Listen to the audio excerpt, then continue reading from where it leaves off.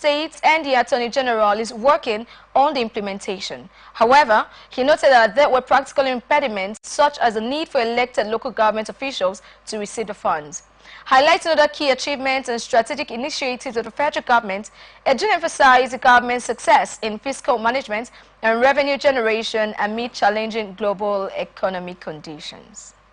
He attributed this achievement to the implementation of robust fiscal policies and reforms aimed at enhancing revenue collection efficiency across various sectors. The minister underscored the diversification of revenue sources away from oil-dependent income, noting that non-oil revenues in the same period were 30% higher than the budgeted expectations. President Bola Tinubu may sign the minimum wage bill into law next week, following the passage of the bill by the National Assembly. Multiple sources within the National Assembly revealed that the bill was finalized on Wednesday and transmitted to the President on Thursday, yesterday, after his expeditious passage by both chambers using Tuesday's plenary. The Senior Special Assistant on National Assembly Matters, Senator Abdullahi Gumel, confirmed the development. The President is expected to give expeditious assent to the bill. The Senate and the House of Representatives swiftly passed the National Minimum Wage Act 2029 Amendment Bill. The bill, which underwent second and third readings in both legislative chambers of the National Assembly within minutes of being transmitted by the President, was approved separately by the Senate and the House of Representatives on Tuesday. Following a unanimous vote after a clause-by-clause consideration by the Committee of the Whole, the National Minimum Wage Bill passed its third reading and was approved by the Senate. The House of Representatives passed the bill immediately, mirroring the Senate's actions. The President has transmitted an executive bill on the new National Minimum Wage Bill to the National Assembly for consideration and passage.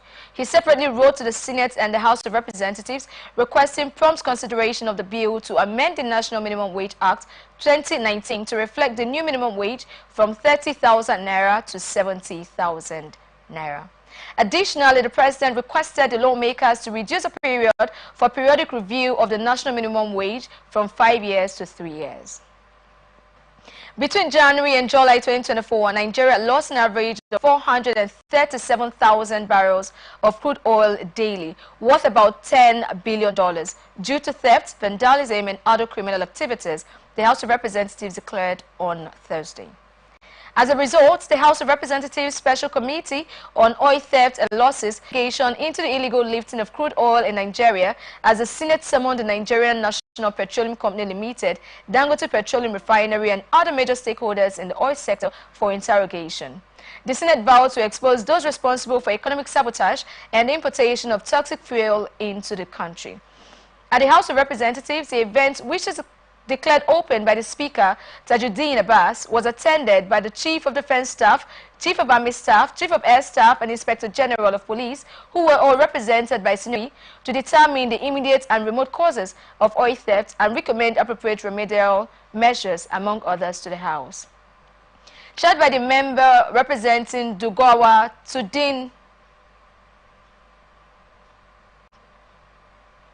Tudin Wada Federal Constituency, Kano State, Al-Hassan Ado Dugua, the committee was also mandated to investigate oil theft in all ramifications, focusing on the actions of criminal gangs, militia groups, local communities, companies, and security agencies. In remarks at the event, Abbas, represented by Deputy Speaker Benjamin Kalu, lamented the negative impact oil theft was having on the nation's economy, cried the daily losses of crude oil due to the activities of criminals. The Speaker called for a concerted effort to reverse the trend. He identified corruption as one of the factors working against sustainable development in the oil sector and pledged the readiness of the Parliament to assist anti-graft agencies to rid the industry of various economic crimes. Also speaking, the Secretary to the Government of the Federation, George Akume, reiterated the commitment of the federal government to secure the nation's oil and gas infrastructure, noting that in the past 4 years, over $1.5 billion was spent in this regard. Meanwhile, the immediate past Deputy Speaker, Idris Wase, has urged Ade Dogowa to brace up for what will come his way, noting that the oil thieves will come after him. Few days after the founder of the Dangote Petroleum Refinery, Alhaji Aliko Dangote, alleged that some officials of Nigerian National Petroleum Company Limited have blended plants in Malta, indications have emerged that Nigeria imported fuel worth $2.25 billion from the foreign country in 9 years. According to information on TradeMap, Nigeria imported petroleum oils obtained from bituminous minerals worth $2.8 billion in 2023, jumping by a 242% increase from $47.5 million in 2013. Nigeria imported fuel worth $59.98 million in 2014, $117.1 million in 2015, and $13.32 million in 2016. It was observed that from 2017 to 2022, there was no fuel importation into Nigeria from Malta. However, there was a dramatic leap in 2023. Areas believe Dangote might be right when he said some NNPC personnel own blending plants in Malta. But the group chief executive officer of the NNPC, Mele Kyari, denied owning a blending plant outside Nigeria. Kyari said he had been inundated with calls from family members and friends asking if he truly owned the blended plants in Malta. The NNPC healthman said he does not own or operate any business directly or by proxy anywhere in the world except for a local mining agri venture. He also said he is not aware of any employee of the NNPC that owns or operates a blending plant in Malta or anywhere else in the world. Dangote has been speaking up following allegations by the chief executive of the Nigerian Midstream and Downstream Petroleum Regulatory Authority, Farouk Ahmed, that the diesel produced by the Dangote refinery had higher sulfur content than imported ones, a claim Dangote described as an attempt to demarket his refinery. Ahmed has also said the country would continue to import fuel to stop the Dangote monopoly. Corporate Affairs Commission has issued a notice to more than 91,000 dormant companies, giving them a 90-day grace period to submit all outstanding annual returns or face potential delisting from its registry. According to a statement released and published on the CAC's website, these companies have failed to file annual returns for a period of 10 years. The statement, titled Notice of Intention to Strike Off Companies from the Register, outlines regulatory action being taken in accordance with Section 692, subsection 3(4) of the Companies in Allied Matters Act No. 3 of 2020. Section 692 of CAMA empowers the CAC to strike off the names of defunct companies from its register due to prolonged non-compliance with filing obligations. The CAC emphasized the importance for affected companies to promptly submit their annual returns to avoid being delisted. Annual returns, a mandatory requirement under CAMA, are due annually irrespective of a company's operational status. A check on the CAC's website revealed over 91,000 companies in default of their filing obligations. The statement issued by CAC reads in part, "This is to inform the general public that the Commission, pursuant to its powers contained in subsection 3 and 4 of the Companies and Allied Matters Act No. 3 of 2020, intends to strike off from the register names of the funds or dormant companies that have not filed annual returns for a period of 10 years. A full list is published on the Commission's website, www.cac.gov.ng. Companies listed are given a 90-day window from the publication date to submit all outstanding annual returns and notify the CAC via email at activation@cac.gov.ng to facilitate removal from the delisting roster. The CAC cautions stakeholders that conducting business with a delisted company is illegal. As such, entities are deemed dissolved until reinstated by a court order. The CAC proactive measures underscores its commitment to enforcing regulatory compliance among registered entities and maintaining the interests of Nigeria's corporate governance framework. Chemical and Allied Products PLC has reported a 42% decline in tax for the second quarter of 2024. The company's post-tax profit fell from 895 million naira in Q2 2023 to 570 million naira in Q2 2024, driven by escalating raw material costs and shrinking margins, and pre-tax profit dropped by 42% from 1.3 billion naira in 2023 to 772 million naira in Q2 2024. This was disclosed in the company's unaudited financial results from the period ended June 30, 2024, which filed with the Nigeria Exchange Limited on Wednesday. Revenue rose 22% to 7.1 billion naira compared to 5.8 billion naira in the second quarter of the previous year. The gross profit increased by 11% to 2.5 billion naira from 2.3 billion naira in Q2 2023. Reflecting a contraction in the gross margin by 3.8 percentage points from 39% to 35% due to conversion costs. Also, the operating profit took a hit, decreasing by 33% to 569 million naira from 848 million naira in the previous year. The operating margin also contracted by 6.6 percentage points to 8%, influenced by inflationary pressures on the cost of services. It was reported that the operating expenses rose by 37% from 1.5 million naira to 2 billion naira, driven by a 27% increase in selling and marketing expenses, as well as a 43% rise in administrative expenses. Despite a 48% increase in other operating income to 92 million naira from 62 million naira, net finance income dropped by 58% to 203 million naira from 488 million naira, exacerbating the overall decline in profitability. Also, finance income fell by 64% from 6 million naira. The earnings per share decreased by 42% to 63 kobo in Q2 2024 from 1 naira and 9 kobo in the same period of 2023. Commenting on the results, the Managing Director of Chemical and Allied Products PLC, Bola Rinokunowo, stated that the microeconomic conditions would be challenging in the He noted that the company would be concentrating on striking a balance between satisfying its customers, maintaining its margins through operational optimization, and achieving growth in line with its strategy. Federal government has received suggestions to establish an independent regulatory agency saddled with the responsibility of overseeing the affairs of the Solid Minerals Ministry to maximize the current foreign investment attention in the sector. The ministry was set up to unleash the economic potential of the solid minerals subsector. Law and Policy Professor Peter Abba disclosed this at the 7th inaugural lecture organized by the Nigerian Institute of Advanced Legal Studies in Abuja on Thursday.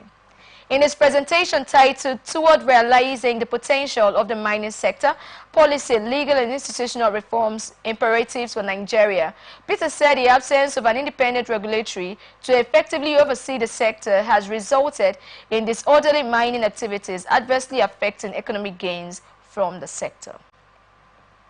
He noted that the extractive industry would be governed like other economic sectors, including power, telecommunications, and oil and gas, for transparency and optimal revenue generation.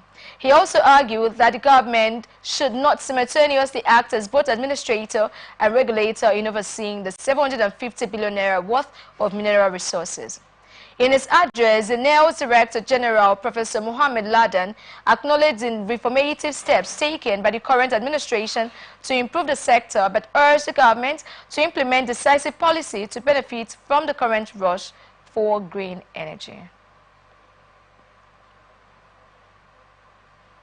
Development Bank of Nigeria has received accreditation from the Green Climate Fund to access green financing for Nigeria's manufacturing sector, amongst others.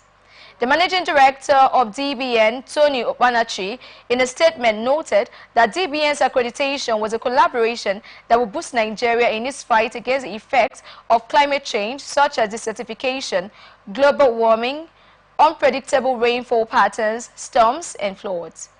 He stated that the accreditation would support sustainable development and promote environmentally friendly technologies in key sectors, including agriculture, manufacturing, healthcare, education, transport, and logistics. Opanachi pointed out that climate exchange poses an existential threat to Nigerians and impacts livelihoods through the depletion of grazing lands for livestock, raising sea levels causing excessive flooding, changing rainfall patterns affecting agricultural yields, poor water and air quality impacting health, and significant biodiversity loss. It added that it allowed the Development Bank to mobilize private sector capital for climate change initiatives. The DBN offered qualified techpreneurs the opportunity to secure financial deals during the just concluded annual flagship tech event 2024, DB Entrepreneur Positioning Rescue Equipment for immediate deployment in the event of flood in their various areas of operations. Umar, who gave the directive at a meeting in Abuja, also ordered the zonal directors to report these activities to the Emergency Coordination Center that has been opened at NEMA headquarters in the Federal Capital Territory. A statement issued by the House of the Press unit at NEMA, Manzo Ezekiel, said the DEG convened the meeting to strengthen flood response and operational readiness of the agency for disasters across the country. The meeting, which was held in Abuja, also revealed the status of the flood situation in Nigeria and the response carried out so far, as well as commitment by the stakeholders escorting the affected persons. In addition, the DG said the zonal directors should leverage existing partnership with stakeholders, particularly the military, to request for the support of their disaster response units to deploy necessary resources and equipment for search and rescue operations.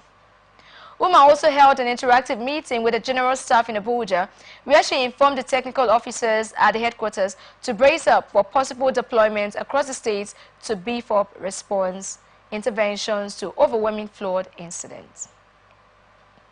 NEMA recently activated its zonal, territorial and operational offices to work with various state emergencies to carry out rescue operations and conduct assessment in rescue operations with CMAS and other stakeholders. We are open for advert placements, bookings and commercials, and you can connect with us and watch us on all ATN socials, Facebook and YouTube, Atlantic Television Network, Instagram and TikTok, Atlantic-TV-Network 1, X formerly Twitter, Atlantic-TV-Net. Watch us live on our website, Atlantic-Network.tv. 60th President of the Institute of Chartered Accountants of Nigeria, Davidson Alaribe, has charged new associate accounting technicians of the institute on Wednesday at the induction of the 828 associate accounting technicians, with over 32,000 associate accounting technicians under the umbrella of the Association of Accountancy Bodies in West Africa.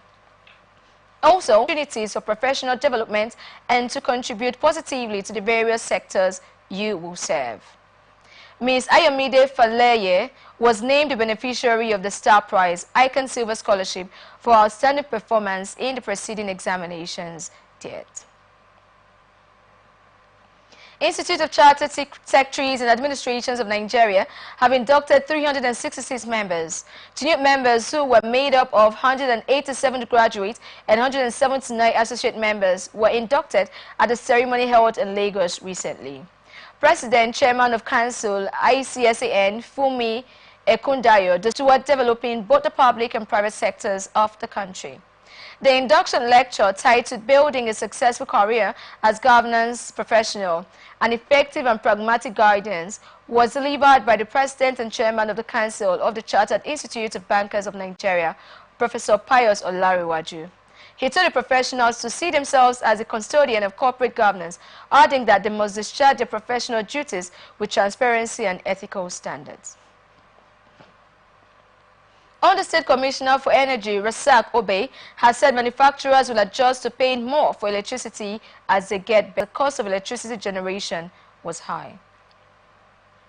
Other speakers at the energy seminar included the Lagos State Commissioner for Energy and Mineral Resources, Biodun Ogunleye, and the LCCI President, Gabriel Itahosa, who recommended strategic initiatives, collaboration and innovation as a path to sustainable energy in Nigeria.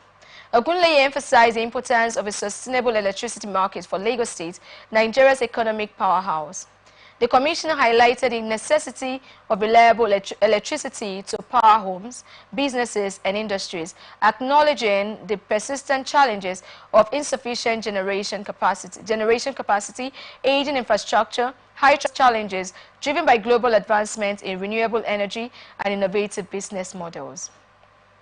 Ogunleye recommended increasing electricity generation through a mix of traditional and renewable energy sources.